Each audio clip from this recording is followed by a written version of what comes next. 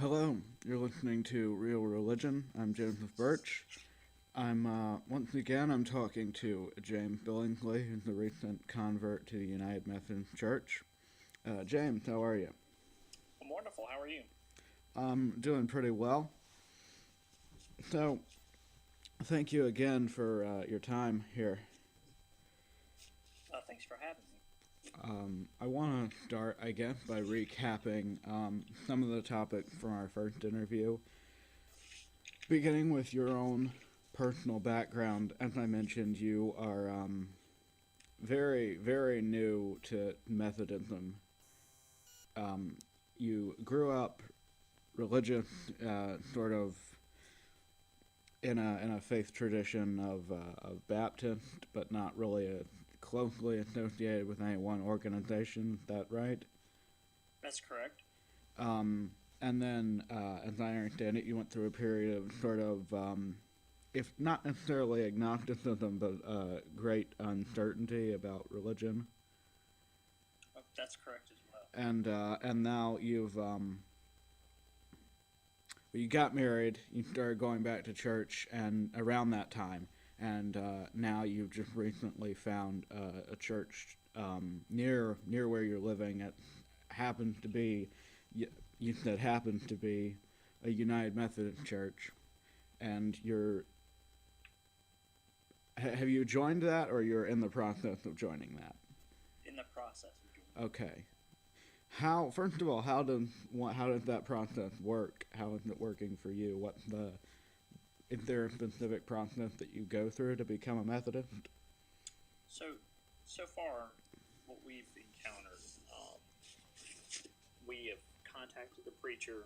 We've been going to that church now for a number of months, actually.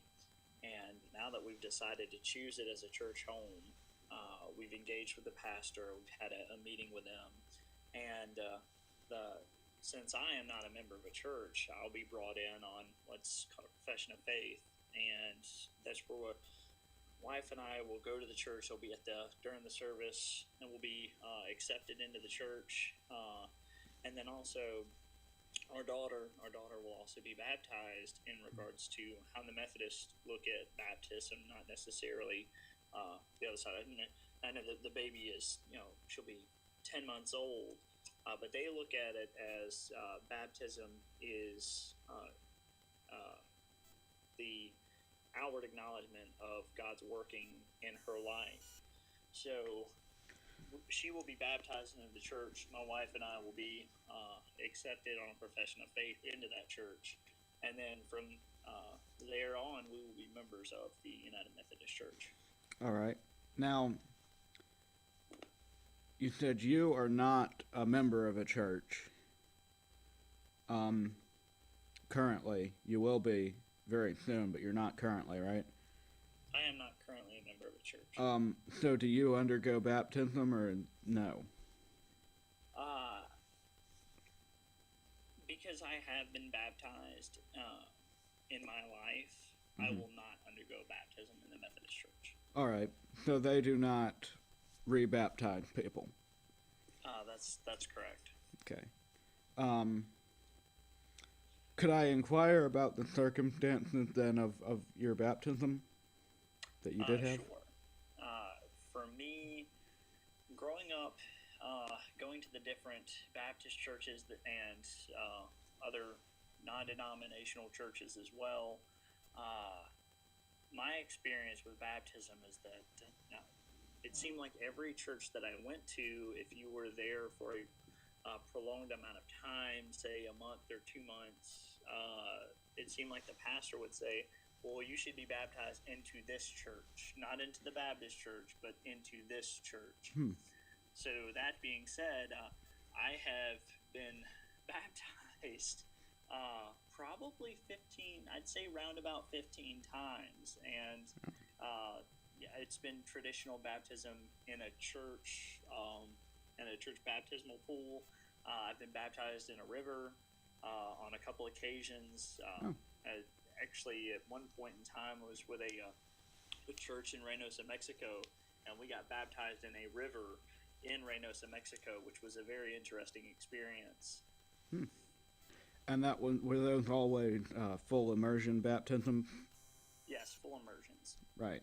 Which is it's actually the Baptist denomination was actually named for that practice by people who were sort of mocking them. Interestingly enough, Methodists were also, if I'm not mistaken, named by people who were mocking them, and the term sort of became adopted by the members as well.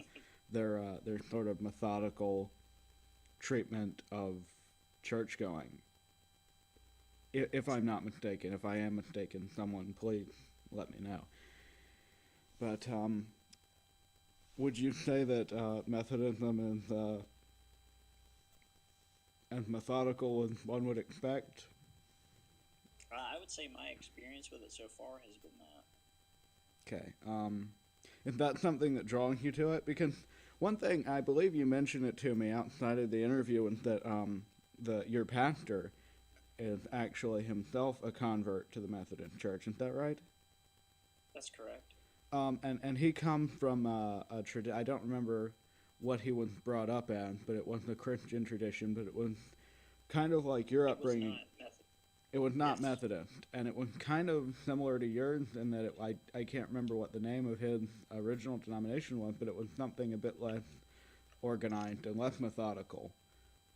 That's correct. Kind of like what you came up in. So I'm wondering if there's something about your upbringing that draws you towards the Methodist Church as sort of a reaction to the lack of organization that you experienced in your previous experiences. I would agree, and not only that, but it's the lack of emphasis on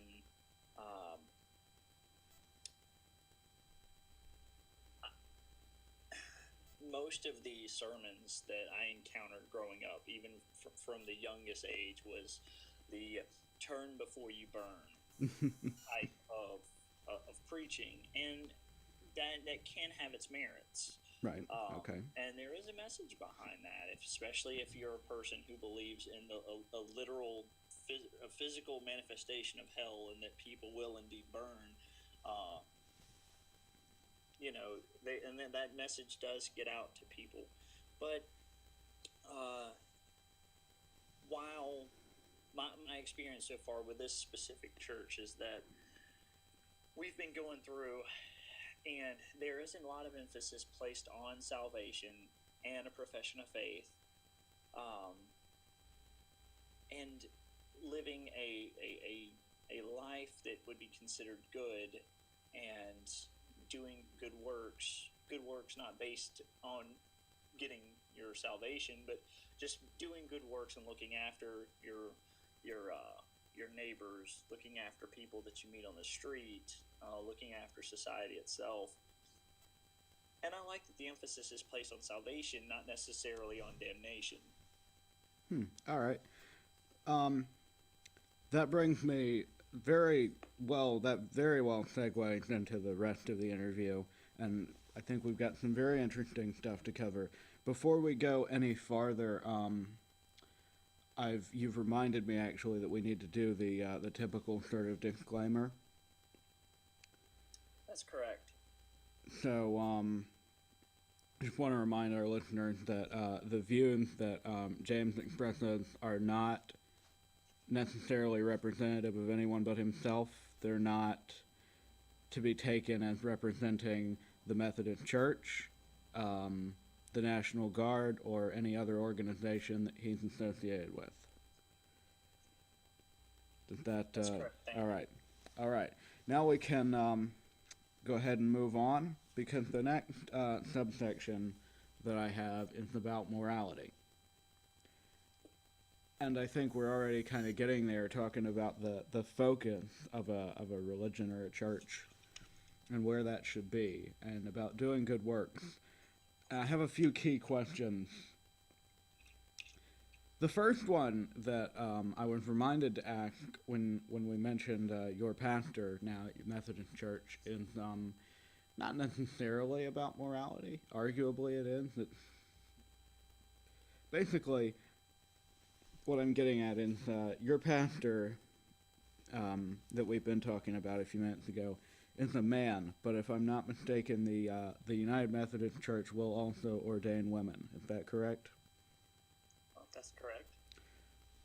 My question is, where do you stand on the ordination of women? Are you in agreement with the Methodist practice? My personal opinion on this is that the role of a pastor or reverend is to tend after the church, Mm-hmm. to help and counsel, and to be that teacher of what the Bible and what the faith is representative of. Okay. I don't see where the gender of that pastor or reverend has anything to do with their ability to go forward and lead a church or be a counselor. In some cases, it honestly could be better that there's a female that's there who is the pastor, because they have a different perspective on things. All right, thank you. Would you say that issue is a moral one or a spiritual one, or is it simply a matter of the discipline of an organization, the practices of an organization? It's the discipline and practice of the organization, I feel. Okay, so there's nothing inherently, or is there something inherently wrong with one practice or the other, or is it just a choice of the organization? I personally don't feel that there's, that there's an issue with that, or there's a morality side of that. I grew up hearing that unless it was a man in the pulpit, that a woman could not be a preacher. That they could sing, but they were not expected to testify, and they were not expected to preach. And I actually remember one such experience at a revival I was at when I'd say I was about 11 years old, and this lady got up and she started testifying, and it was borderline, hey, here's 3 points, here's almost a sermon that was going on. And in the theme of this revival, people were standing up at all different times throughout this, and this was an event that was essentially had been going on for about 5 hours. So, and anyone would stand up and they'd basically start preaching. But when she did this, the preacher actually stopped her about 4 minutes into what she was talking about, and you could tell that she had other points that she wanted to speak of, and he just stopped her. And someone actually went out, took the mic away from her, and they escorted her out of the revival. And then she came back the next day, but she was expected not to say anything. And that to me was very weird, because it seemed like to her, she felt like she had something that was pertinent for the audience and pertinent in regards to that revival. And I would have liked to know what was going to be said. All right. Moving on then about about morality and about moral priority. You mentioned a few minutes ago that the Methodist Church places a lot of emphasis, yes, on salvation by faith, but also on doing good works. And I don't know, I guess, first of all, how would you define good works? Or trying to be a good person. What's your personal, view on that, or aspiration in that regard? So, I define good works as a person in your community has a need. If you can fulfill that need and expose them to the good nature that you have, or the good nature of the church, or expose them to your faith by being there and helping them, it helps open up the avenue to introduce them to the church and let them see what your faith is about.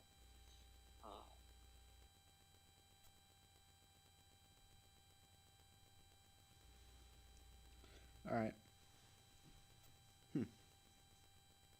So here's a big question that I like to ask. It pertains to Christian theology. What is your stance on the issue of deeds versus faith? In other words, does one weigh heavier than the other? My personal opinion is that you have to have faith, but with deeds, I think deeds have a different weight. If I am a fully able-bodied person and someone is living in a shack that doesn't have a roof, and I can go out and build them a roof, that is a deed that I can do to help someone who doesn't have a basic living quarter and is getting rained on every day. But if I'm disabled, I obviously can't go out there and buy that or build that roof. Now, maybe I'm disabled, but I have the money to finance it so that someone can go and do that work. Well, I still see that as a deed. Now, I'm not going out and physically building something, but I am helping and enabling something to happen.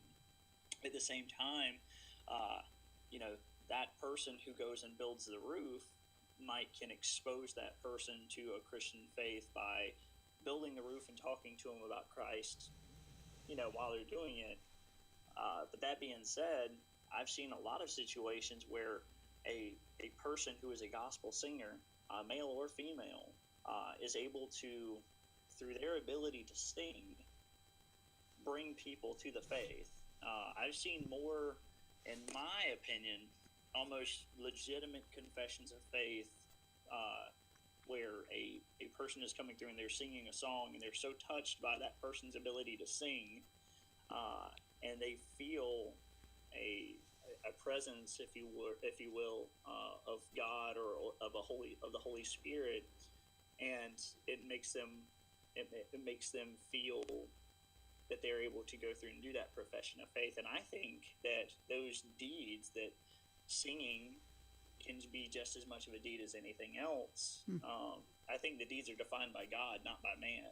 And if you have the ability to do something that could be considered conducive to the faith, I believe that's a big part of it. All right. But deeds without faith, in my book, is meaningless. And I grew up watching a lot of that. I watched a lot of people who would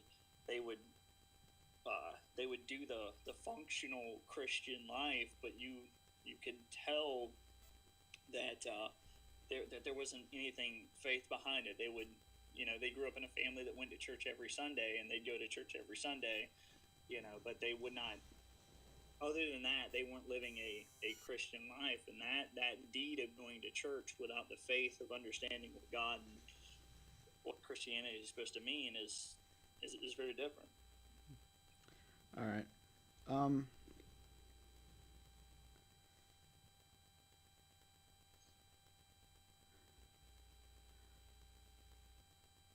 Here's something I want to ask about then under the category of morality. It came up in the last interview that I did, or rather the last interview that I uploaded with a Southern Baptist minister, and we talked about the moral law which exists in most religions, that it's wrong to kill someone, and how the difference between killing and murdering, and when it is morally justifiable to take a life.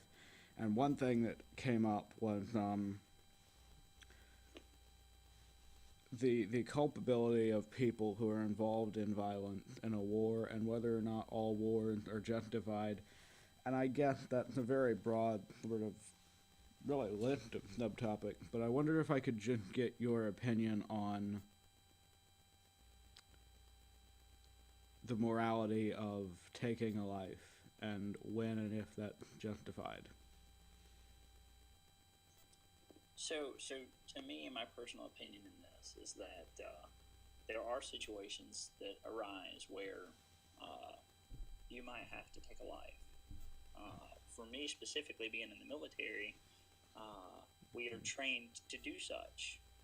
Now, while my job in the military isn't a quote unquote combat related job, we still carry weapons, and we're trained to defend ourselves and even go on the offensive if the occasion is called for, based on the mission that we're in. So we are trained to do that. Now, do I have a personal desire to go out and take someone's life? No, not at all. But I am trained to protect myself and protect my fellow service people by having that weapon and having the knowledge of how to take someone's life. All right. If I were to go and do that, does that, do I think that, that I've committed the same sin of murder? No, I don't believe that. And I believe that that at the core of it, those acts are judged and can only be judged by God and not by man. Okay, now that implies to me that, and I've heard this from other people, that it has more to do with the intent of the person committing the action than the nature of the act itself. Is that your view, or no? That is my view. All right. In situations, then, where a war is not justified, do you think there's culpability on the part of those involved?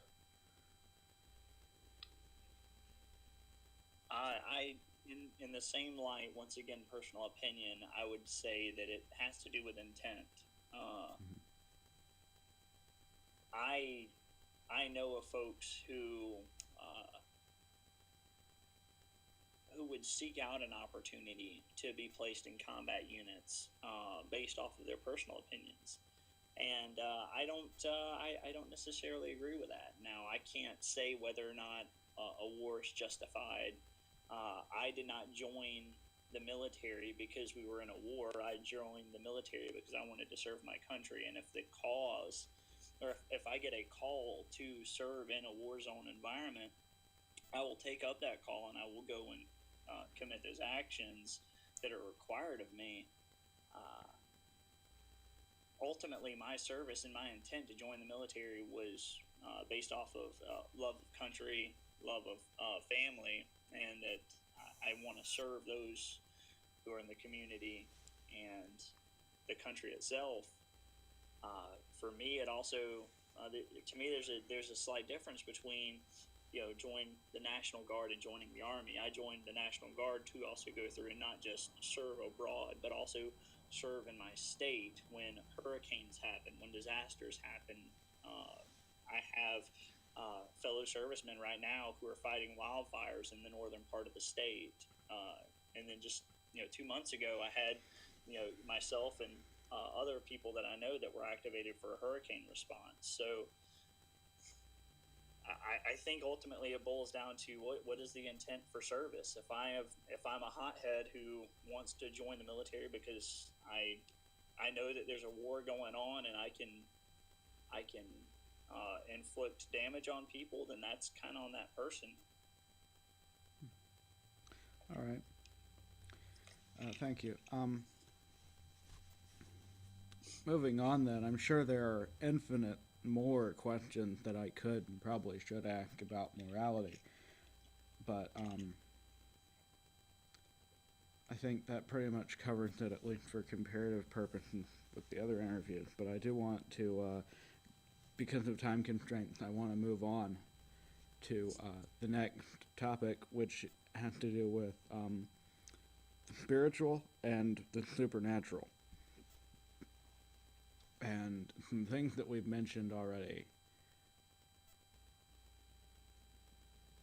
To begin with, because it's already been mentioned here today, I want to go ahead and ask you about hell.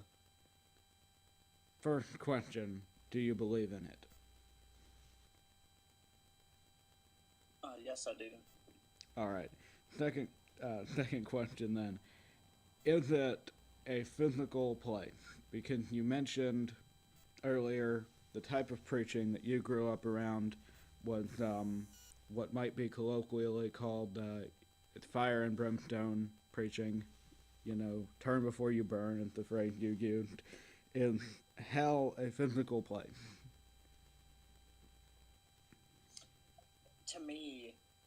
I don't know that it is a physical place. I don't necessarily see where it matters, whether it's a physical place or if it's a spiritual plane of existence. Is it a spiritual plane of existence where you have a physical body that is constantly being burned in flames? I don't know. I do believe that there is a place set aside for punishment. What that looks like, I'm not sure. All right. Here's the question then. Is that place, be it a real literal place or not, whom is it there for? For me, that place is reserved for unrepentant non-believers. And when I say non-believers, I mean non-believers in the faith. Now, we had mentioned this in the earlier part of the interview. Do I think it's possible that Muslims and Christians can be in heaven? Do I think it's possible that Muslims and and Christians can be in hell? I do believe that's the case. I maybe I'm wrong or naive in that thinking, but that's personally how I believe that to be. Okay, that brings me to two questions. First of all, can a person believe without knowing they believe? And secondly, can a person be saved after they're dead? So, depending on how you read the portions of the Bible and how you study it, the story of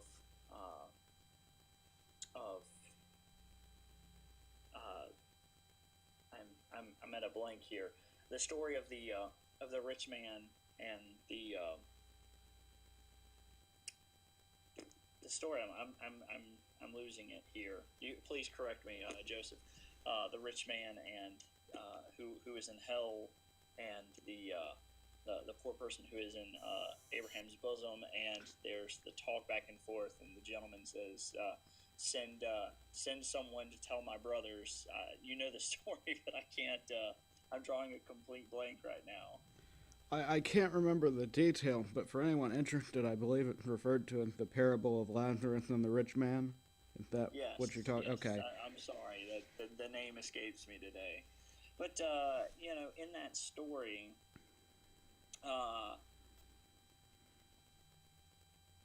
that is not referred to as heaven, right? When you hear people talk about heaven, you hear people say that you will ascend into heaven. Well, ascension into heaven makes me think that you're going up into the sky, but in that story, he could look out and see Lazarus in paradise. Mm-hmm.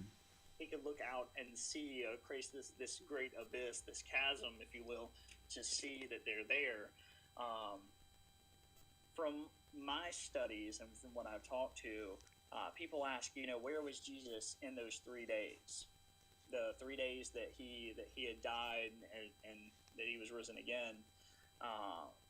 In the story is that Jesus goes and he gets the keys to death, hell, and the grave, and that he goes there and he has that he preaches to those people who are in Abraham's bosom, who are in paradise, and those who become believers then go to heaven with him, that they ascend with him. And my personal belief, I haven't studied it enough, but I personally feel that a person can be saved after death. Now, what that looks like, I'm not sure. But if I am I think there's a great disservice to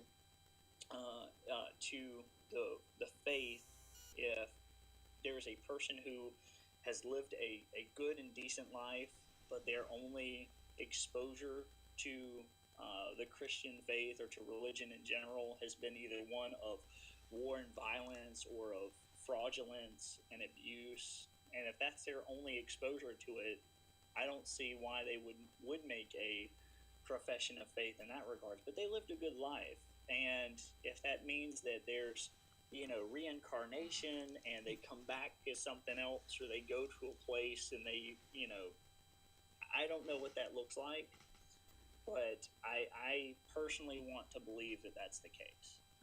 All right. That's a really interesting answer. I'm just going to be fair. That brings up so many good questions. Because you just mentioned salvation after death, the soul, the fate of the soul, and you also mentioned the possibility of reincarnation.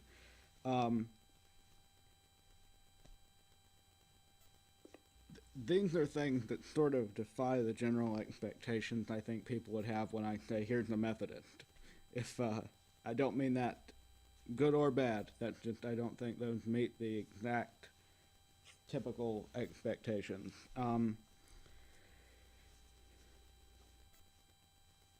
So one question that arises from that, okay, in the Catholic tradition, it is acceptable and not uncommon to pray for the dead.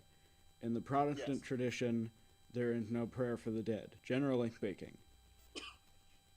Sometimes there can be variation from that, but that is my general understanding. Do you believe in and do you practice any form of prayer for the dead? I personally believe that a prayer for the dead can be viable. Along with that, I have a personal belief that a purgatory-like place or plane of existence could even be there. And for those people who, like in the previous question, hadn't been exposed to something that was real, could go to a place and, whether it's a physical reincarnation or spiritual reincarnation or what, I do believe that there is a transitional place that could be there, or at least I hope that there is, because to me, I think it would be very sad if it's not the case. Okay. Getting a little more on topic here, and I don't fault you. I've meandered more than you have, but get a little more on topic. The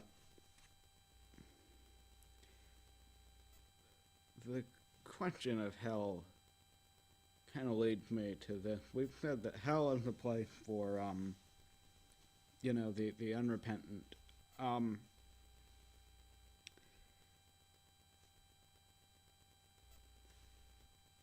can't think of a really great, clever way to lead into this question, so I'm just gonna go ahead and ask: do you believe in the devil? I do. I believe that there is a.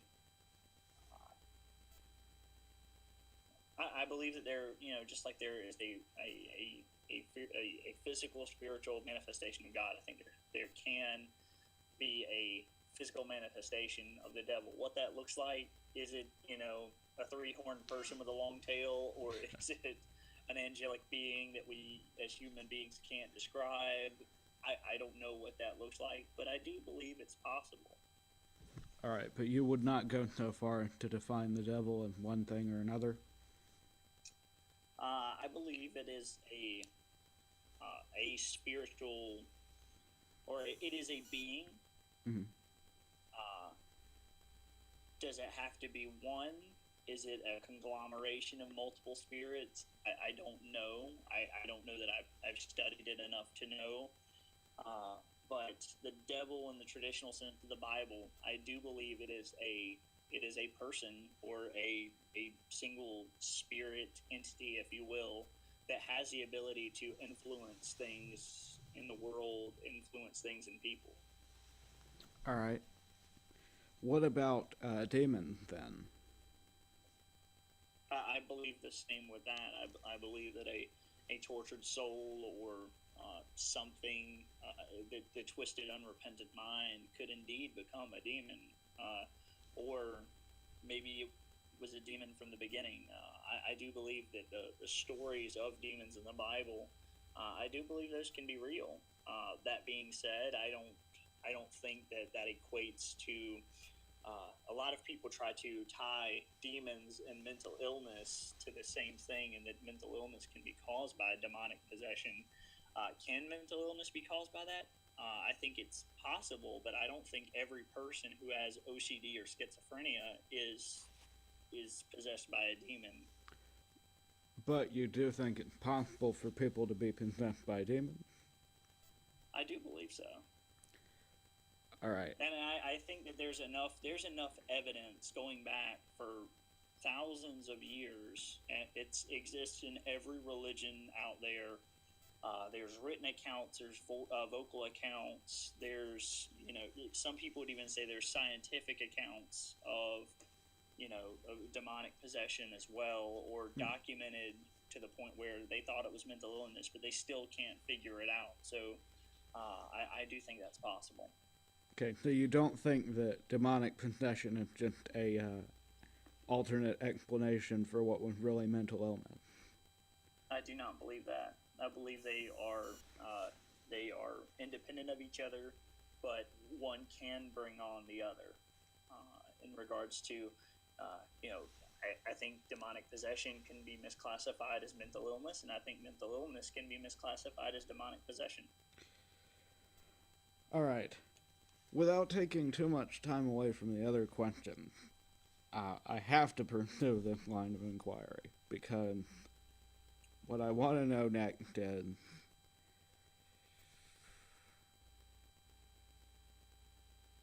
well, let's start with this. Do you believe then in the practice of exorcism, which is, I would say, a person who is religious trying to remove the demons or the spirits from a person they believe to be possessed through invocation of the name of a deity?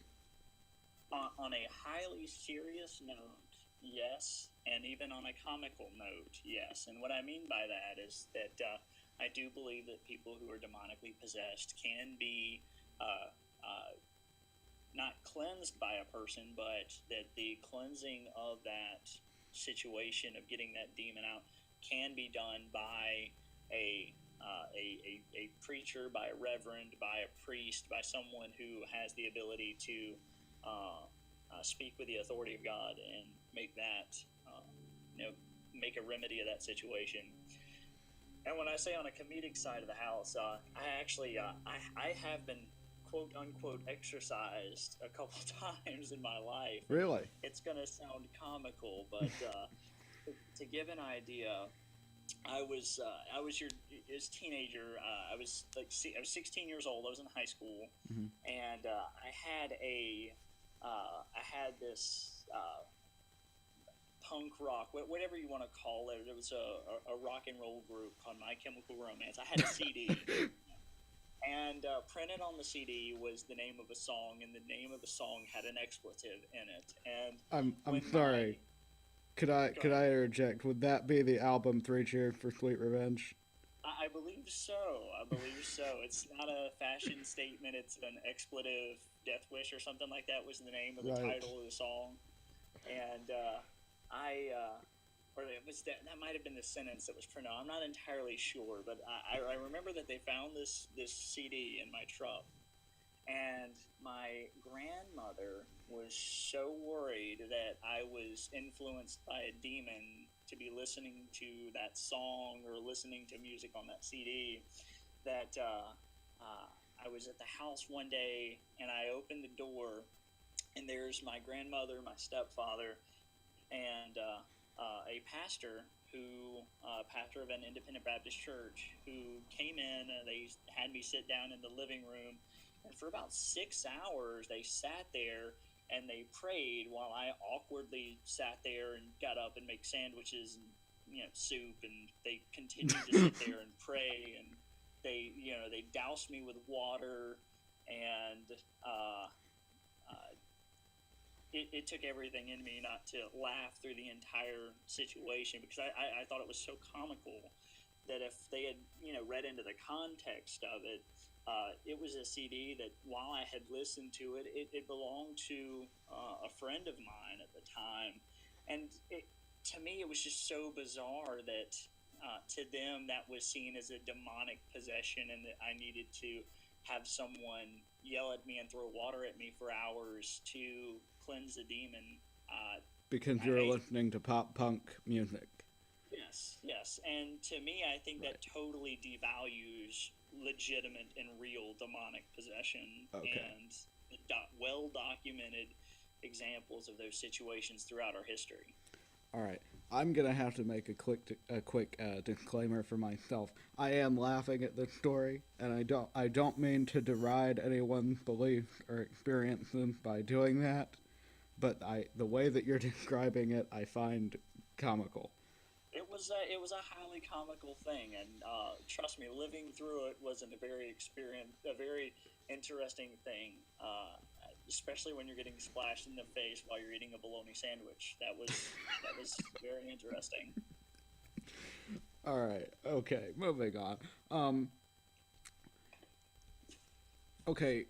In a situation where a person really is demonically possessed, if such situations occur, does the, for lack of a better term, or let's say for lack of a more neutral term, does the exorcist have to be a Christian?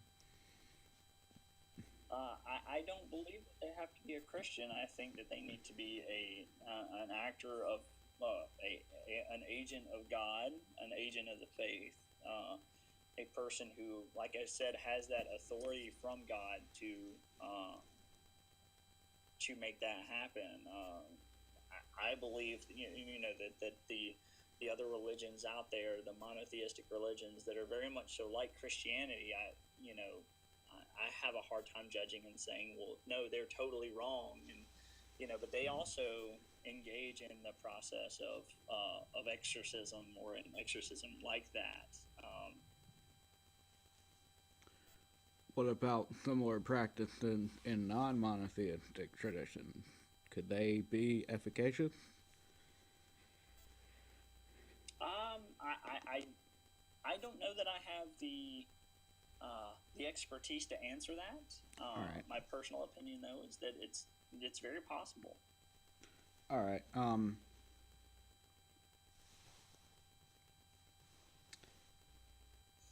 Would you ever, if you believe the situation called for it, ever attempt to do one of these exorcisms, or whatever term you'd prefer? I would never, because of a couple things. One, I don't know that at least at this point in time in my life, I am not. I don't feel like I am called to be a pastor or a reverend. Though I have preached in the past, I don't feel that I have that authority to do that. And the other side of that is that exorcism is inherently dangerous from a medical perspective. I mean, from a physical medical side of the house, it is a very taxing ordeal. Mm-hmm. And I think that if you're going to engage in an exorcism, you need to have legitimate, real licensed medical training as well, or have a licensed medical physician a part of this, because you are dealing with a physical body, regardless of what you think you're dealing with on a spiritual side, and that physical body will be damaged there, and you need to make sure that you're accounting for that correctly. All right. Final question on that, and then maybe we can move on to a happier topic. But do you think it's possible that you've ever encountered something demonic? I do believe so. I believe that I have encountered some situations like that. I also have encountered situations of just bad people that I don't know if they were demonically possessed, but they're right candidates in my book for demonic possession. Okay. I could ask some more questions about that, but I think once again, for the sake of time, I'm going to leave it be for now. And it's always possible that you could be a guest again if you wanted to cover something a little more in depth, that or any other topic. Sure. But and for the people listening, that's an invitation that I've extended to everybody I've interviewed so far. I don't know if it's been on record yet, but it's generally understood that anybody could return as a guest. And if there's anybody you'd like to see return as a guest at any time, please let me know in the comments.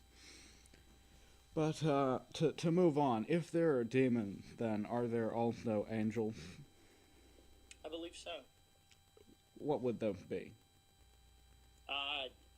Once in the same light of demons, are they physical manifestations that you can touch? I don't know. Are they spiritual manifestations that are living around us all the time, or are dispatched by God to on missions or to look after people? I think those all could be possible.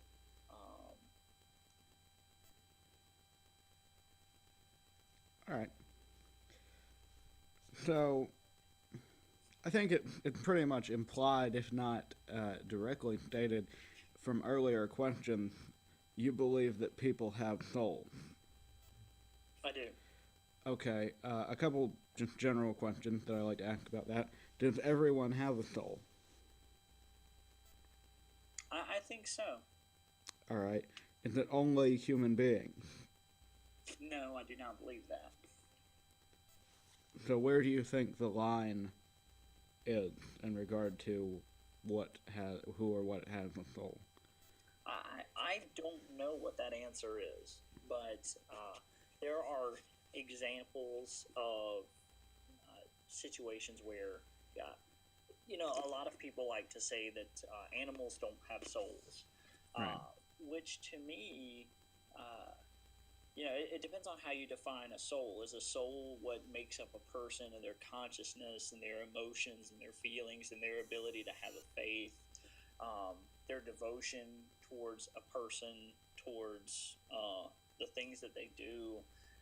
All of those are traits that you can also find in animals. And if that's how you define a soul, then therefore that definition would then be adopted by an animal. And I know that's a non-traditional belief, and that's another situation actually where I remember growing up and telling a pastor. I was about I think I was 8 years old, and I told the pastor that that animals should be in heaven, and he said, "Well, animals don't have souls." And I said, "But I think an animal does." And he was telling me, he says, "Well, if you think an animal has a soul, then you have a demon." And I thought that was just such a weird thing to tell an 8-year-old kid. Even then, I thought that was weird. And I bawled my eyes out for the rest of the night because my dog was going to hell, and so was I. And then I was thinking, well, at least I'll be with my dog. And then, that was, what terrified me for days afterwards. Wow. One last question about spirits. Do you believe that ghosts exist? And well, I won't define it for you. I'll let you answer that question open. I do believe it's possible for ghosts to exist. And I think ghost is a very general term that's applied very broadly to different aspects of that. It depends on how you define what a ghost is. Right. Personally, I think a ghost is, or what a ghost could be, is a soul outside of a body.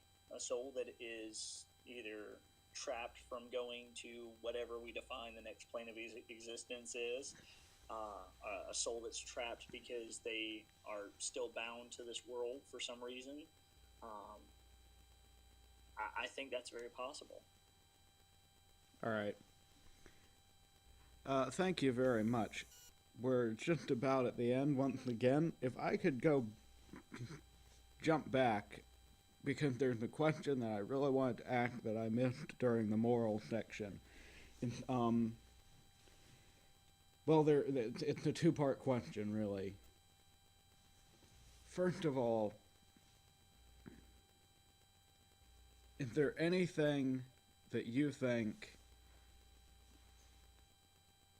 is the one thing that either the Methodist Church or the Christian faith as a whole need to do to change itself to become better? I think there needs to be an accountability check on people in the churches and the pastors and the way that the churches function. My main shift away from the Baptist Church and from religion in general was I was victimized, and I went through a period of what was quote unquote called counseling with a Baptist preacher.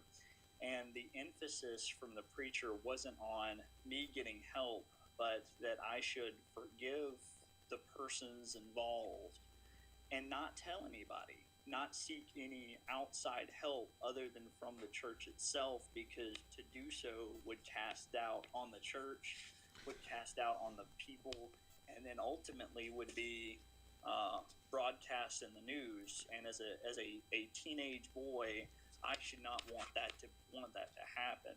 Right. And okay. To me, that was such a far sweep away from what any person who is a counselor should ever want to do. But there was no accountability on that pastor for that thing. Could I ask you something?